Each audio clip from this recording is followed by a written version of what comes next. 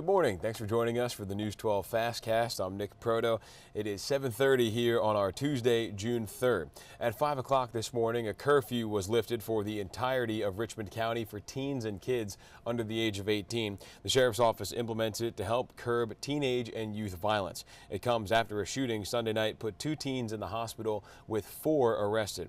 And the rules of the curfew are for anybody 18 and under. On the weekdays, it's from 11 p.m. to 5 a.m. On the weekends, that extends an extra hour, midnight to 5 a.m. But there are some exceptions, like when a minor is under the supervision of an adult, or when a minor is returning home from work. Now, neighbors in the Harrisburg area are tired of seeing violence in the community and want something to be done about it. This comes as we learn more about the shooting on Crawford Avenue that injured 2 people, including a 16-year-old that we brought you yesterday morning as breaking news. Now, this is the streets, what they looked like just before 8 p.m. on Sunday. Officers now have 2 teens charged in this after gunfire echoed in the streets, even as officers were arriving on the scene. 4 teens were officially detained that night. A 5th suspect was sent to the hospital that night after a cut on his leg, and a 16-year-old was shot. He was sent to the hospital as well. Because of the event, Sheriff Eugene Brantley says his administration has said they're going to be more strict on that curfew. We went to the neighborhood and spoke with people living there who say they are tired of this constant violence. It's no surprise. It's, our neighbors, we keep in touch with each other and say, hey, just get in your house or be careful. It's happening again. So, it's kind of sad.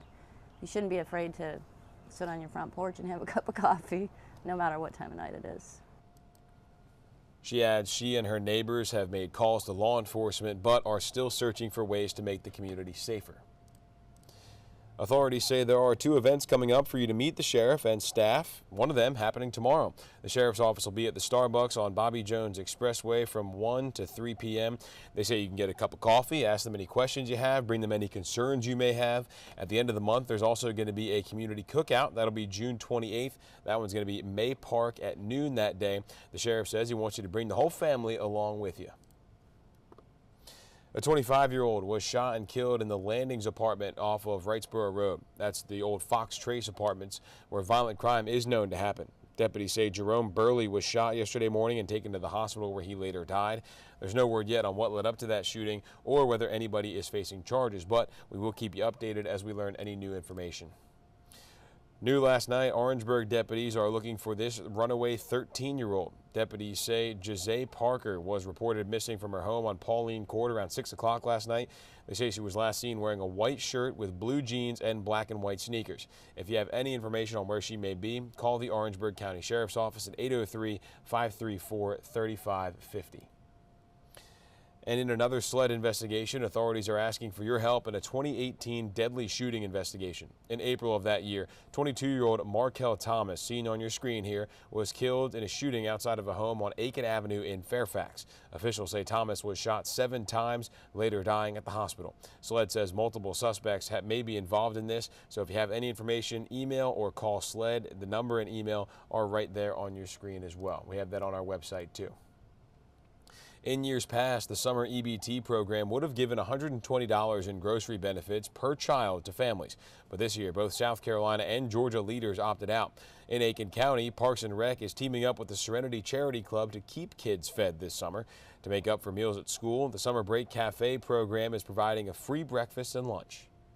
It's very important. A lot of the kids, as I mentioned earlier, it's not the highest economic area here, and it's kind of a reduced area of not poverty, but as lower income, and it's very needed, and it's growing and it's continuing.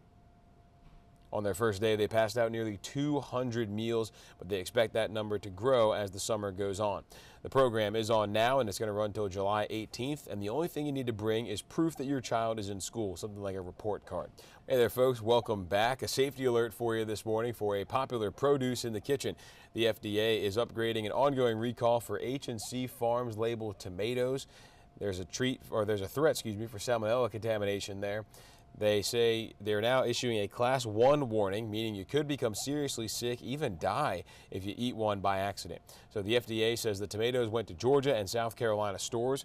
They were distributed by Williams Farms Repack LLC between April 23rd and 28th. You would have found them in small packs of 3 or in packaging that could carry 25 pounds.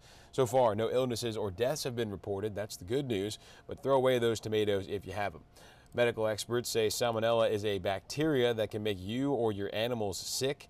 It becomes serious if a child, senior, or someone with a weakened immune system gets sick. Mayo Clinic says you would have seen these symptoms: diarrhea, stomach cramps, a fever, vomiting, chills. Health experts say you should go to a doctor if they don't clear up on their own within a couple days. And another safety alert for you this morning as well, just in case this type of crime hits our area. It's called jugging, and upstate South Carolina police are investigating crime cases there.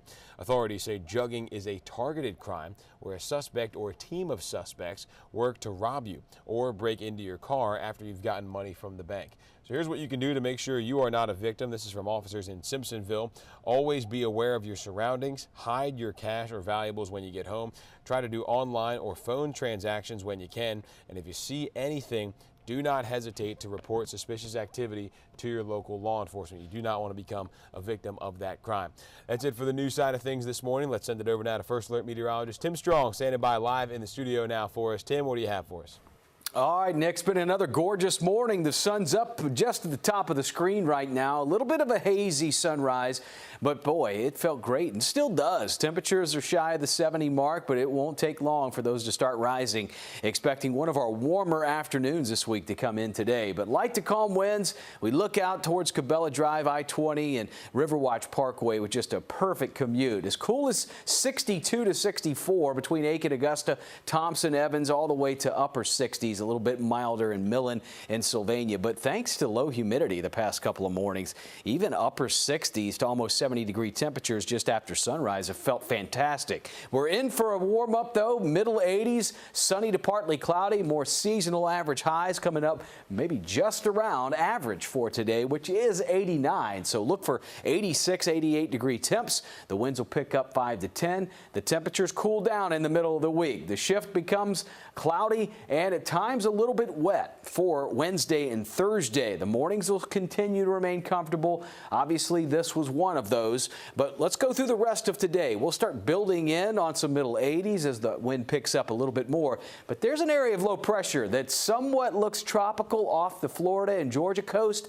that will be responsible for feeding in clouds and rain. Now, the good news is it's not expected to develop tropically over the next couple of days. So we'll just get cloud cover. We'll go from 80s to 60s and 70s. Now you can definitely see the impacts. That'll be pulling on shore first thing tomorrow morning. So between, I'd say, 8 in the morning to midday, there's going to be rain chances starting to come in play. Upper 70s to a few 80s, but mainly 70-degree temperatures on the cool and at times wet side going into 5 o'clock just because of that feed of moisture. Now, finally, that low will start moving out by late Thursday, but it is possible that we could have anywhere between maybe midday to 5 o'clock, still a few showers around. Finally, that rain will let go and we'll get back into what's going to be a nice warm up back close to the 90 mark at the end of the week. So it's just kind of down we go. 70s and 80s looking wet. Keep the umbrella and raincoat handy at times. 90-degree heat's going to start us off this weekend too. 93,